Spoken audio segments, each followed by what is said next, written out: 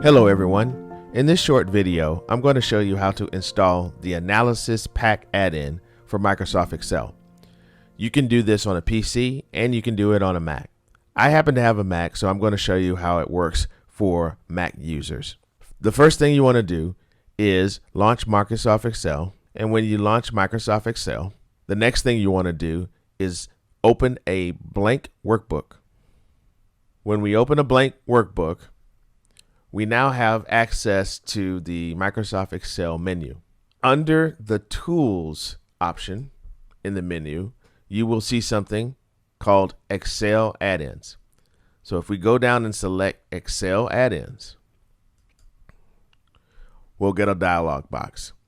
And in this dialog box, we have two options: Analysis Tool Pack and Solver Add-in. For this course, we're going to need both of these. So you just simply click on each checkbox to make sure they're selected. And once you select them, click OK. And that is it. You now have both add-ins installed, and you know you have them installed by going to the Data option. And when you see the Data option within Excel, you will also see What If Analysis. You'll see Data Analysis over here.